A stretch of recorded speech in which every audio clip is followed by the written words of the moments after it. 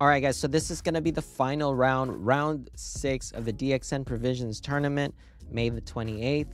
This time we're going up against Smoker.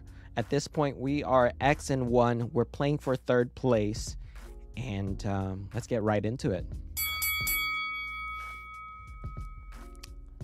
So we opened up a Perona on our opening hand. Actually, we didn't have to mull. We just kept the hand, and we're going first in this game here. So we grab the first Don, play the classic Perona play, check top 5. Looking pretty good at this point. Pretty solid first turn here. We have a really good spread off the top. Only downside maybe is that we didn't see any 2K counters, but it is workable because we do have a number of warlords we can play for free here. So pretty comfortable spot right now. We're going to go ahead and swing in for 7 and play the boa. He's going to go and take that damage there past the turn. So looking at our hand here, we do have a Kuma in hand and a Pacifista. So that will line up really nicely with our plays against black, because black is notorious for killing stuff on the board. So Kuma is pretty valuable in this matchup. He goes and swing 5 into the boa. We go ahead and counter out 1k there. Drop for turn. We're going to get some value here. So we know the top card of our deck is a warlord. So what we need to do first is use leader ability. So I'm going to load up Dofi here, or not. I knew I had another warlord as my very last card off the top. So in this one, I ended up just drawing first because I realized that I didn't need to play the Jinbei. So instead, I drew the Jinbei so that I could play the Moria, which was the 5th card off the top that I set up with Perona. So I played the Jinbei and then, or the Moria, and then I grabbed the Jinbei from my discard pile. So we have a pretty thick grip of cards at this point. He goes 5k. I'm gonna counter 1k there. He plays Sakazuki. He goes and takes out the boa and passes the turn here. So we did get some value out of the boa, so it made it worth it for us, even though she did end up getting killed in the end here, but damage is done, right? So he goes 6k into lead. He goes and takes it, gets the lucky trigger off the top. Shockwave for the win. Shockwave, best card. We're gonna do Dofi to check top 5 here. Looking pretty good so far. It looks like we have a boa lined up here. Still no Ninehawk. In this particular matchup, Mihawk is one of the best cards against black because it helps us deal with their big cards like Sakazuki and Smoker. So right now, I really should have bottom deck that, but I didn't want to lose any advantage without being able to utilize my leader skills. So I kept pushing for value here. I play the boa off the top, and then pass the turn. He goes and counters out of that one. All right, so now he goes in for 6k into, or 7k, I should say. Who is he going for? I'm gonna counter out of that one. Goes 7k again.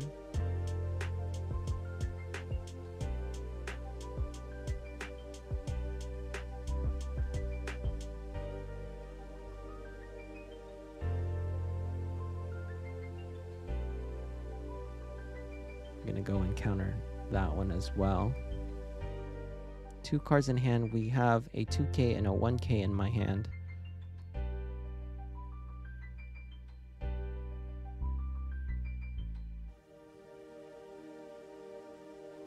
He taps out for 5 to play a Smoker and then passes the turn. So he's At this point, he's signaling a shockwave in his hand. Shockwave, you guys aren't aware, it kills an active 3 cost or lower on your field. So with Doflamingo, deck checking is paramount before attacking. So it makes it really awkward for us to play around the shockwave, actually, especially when we don't know what's off the top. Right now, I am preparing for the shockwave, so I'm loading up my Doflamingo here and swinging into lead for 6. I don't want to give him a free kill off of my 3-cost Dofi, so I went ahead and swung with that first. So now we have 3 done. It looks like we have more than 3 actually. Yeah, we have 6 done. So this is our 9 done turn. Would have been nice to get a Mihawk at this point. If we're able to get that Smoker Sakazuki bottom deck, we'd be in a really good spot, but it is what it is. So we're gonna draw off the top here with Boa. That was actually a misplay there. I really should have swung with leader first to use leader ability, but because I used Boa to draw, I wasn't able to get a free body off the top of the deck. Against this particular matchup, having you really can't afford to miss out on leader skill, because it's very much a battle of attrition. You want to have as many bodies on the board as you can, because once black starts to get to the late game, it starts to get really difficult to stick bodies on board because they have a lot of big beaters and a lot of powerful kill cards. So missing out on that really hurt my strategy here, and he still has 2 Dawn up, which we still have to work around. So at this point, missing that Mihawk off the top, I have 5 Dawn, it looks like, to work with. Still trying to play around the shockwave here. It's a tough situation. I was considering playing either the Mihawk from my hand or just loading up Perona or going in for leader ability, but I knew that the top card of my deck was a blank, so instead I go in for 6k with Perona here. We're still at 5 life, so we're in a decent position. The tides are changing a little bit just because he has quite a bit of huge bodies on board. So we're swinging in for 6 to face here. I really want him to commit with the event so that I can continue to play my strategy here. But he goes and blocks with that one and counters out. I go in for 5k. He takes the damage there, and then I go ahead and pass the turn. Alright, so now following that turn,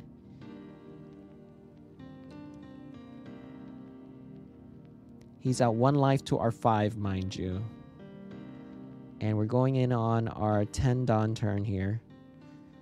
Man, that Perona really putting in work for Smoker. I think every turn he's used leader skill on my Perona to get that free boost of 1k. So that's one of the downsides against Smoker, is that if we see a Perona, we really have no way to play around their leader ability, because Perona is paramount for us to use our own leader ability. So, you know, there's not much we can really do about that aside from just swinging in with her and hoping that they block or kill it at the turn afterwards, I should say. He plays the Kuzan, draws the extra card. Now it looks like he's sitting there with 5 cards in hand. Our board is looking pretty thin at this point. He's gonna swing in for 7k. He goes into the Dofi and knocks that guy out. All right.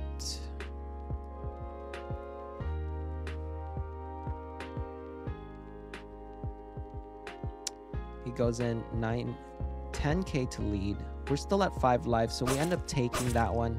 I was really hoping to see a 9-hawk there off of the life, but so far Still no luck on getting the 9-drop Mihawk, unfortunately.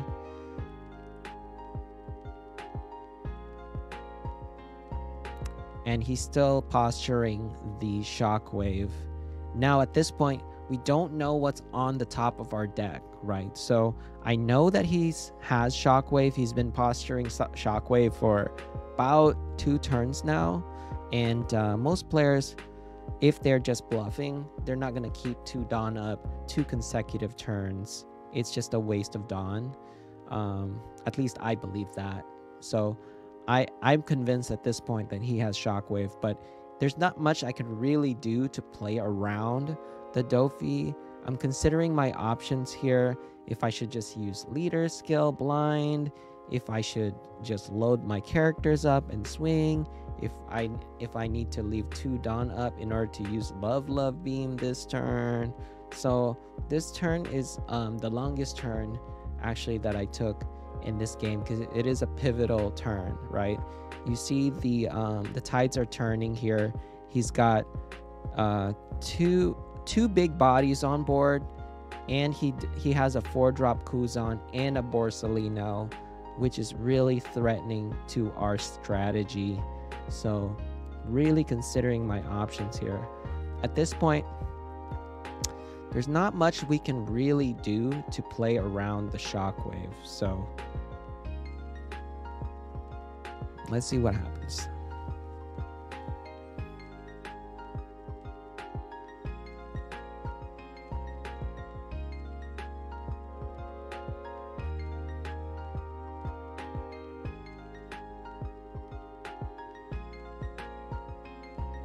So we decide to just play it.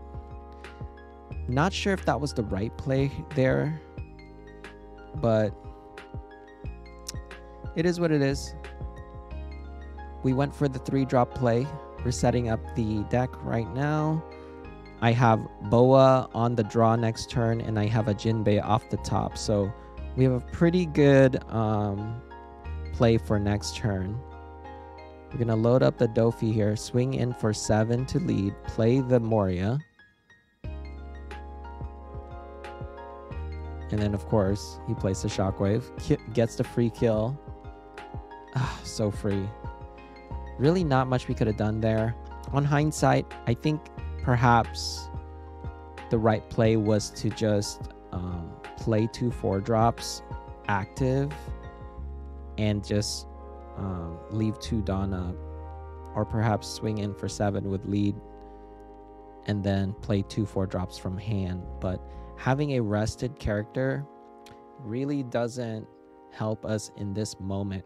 We have quite a bit of a buffer. We're sitting at 3 life, so we could have afforded to take some damage if we had played an active character instead of trying to play one off the top. But we decided to go for the damage play here and also the deck checking. So he's swinging in, looks like for 6. It looks like for 8. He swung into 8 to Moria. He's swinging in for another 7 to Moria.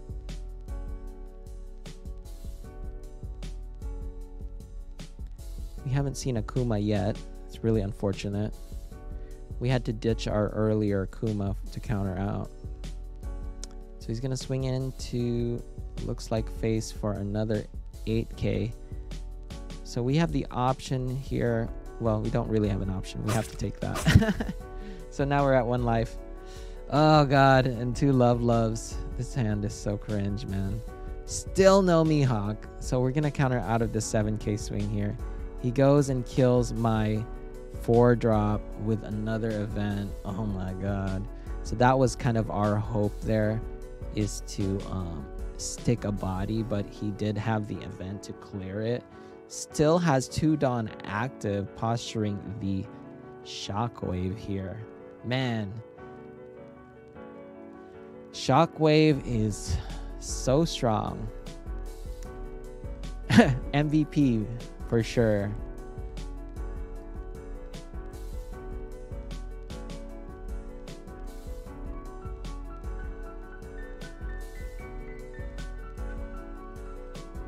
So we're we're sitting at 1 life. We're at 10 Dawn. Don't really have a whole lot of plays that we can do. At this point, I'm in a tough spot right now. I have to either kill one of his big bodies or go for game here. And we don't have any potential of winning this turn. So I had to just try to clear whatever we can. So I loaded up Dofi to 9 to swing into the Kuzan. He's posturing a Shockwave, which is why I didn't go for the Smoker. I really needed to clear a body, or at least guarantee a kill here, so that's why I swung 9 into the Kuzan. I played the 1-drop Law, and with 4 Dawn active, I went ahead and passed the turn. Not the strongest turn for us, but it's all we could really do in this moment.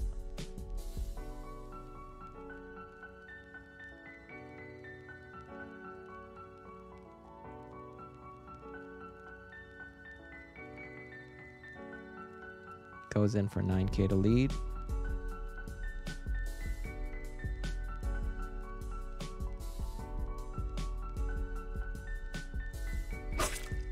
Go ahead and take that.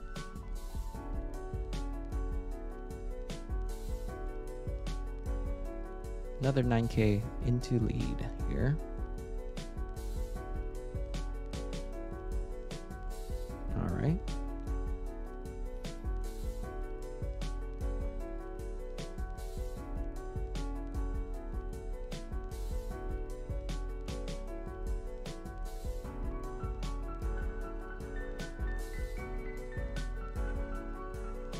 Sheesh. I believe it's a, what is that, a 11k swing into face. We're gonna play Love Love. And then another Love Love. Draw 2 cards. Alright. Decides not to swing in with the Borsellino blocker. He's still at 1 life. At this point, it's do or die time. There's not much we can really do. I don't know if we can survive the next turn. We do have 2 blockers in hand, so there is some potential. The other thing though is he has quite a bit of cards in his hand, so going for game right now, it's not gonna be the most optimal play. We have to invest quite a bit of Dawn just to ensure that our Perona becomes a threat. So we really only have 5 Dawn to work with after we bring Perona to 7k. So it's not really enough for us to threaten game, right? So at this point, if I had loaded up my Jinbei or my leader and swung into face for 7, the right play for him would be to just let it go and put us in a position where we're forced to either commit or you know, basically waste our first attack. So in this case, I decide to test out the waters. I swing into lead for 6. He goes and counters out with a 2k counter. So now we have 9 Dawn active. Quite a bit of counters in our hand. So I'm feeling pretty comfortable at this point. We're in a pretty scary spot, but we have quite a bit of cards still in our hand here to work with. So let's see what happens. We're gonna go 6. Yeah, I don't know if that was the right play there. Oh, so man, that's unfortunate. So we probably would have played the two blockers at that point. We went into time actually during that round. It was a very drawn out game, and we did play it out to the end there. I'm not sure if the 6k swing was the right play at that point. I was just trying to, you know, try to end the game essentially, but we did play it out with the remaining Dawn I had. So I played 2 blockers. He goes and swings in for 9, and then he goes swing in for a second 9k swing. I'm gonna counter out of that one. He goes in, and then I have 1 blocker and no cards in hand. So he ended up getting that game. Congrats to Art. Nice job on winning that one. And with that, we ended up the tournament at 8th place and got half a box. Hope you guys enjoy this game, and I'll see you guys on the next one.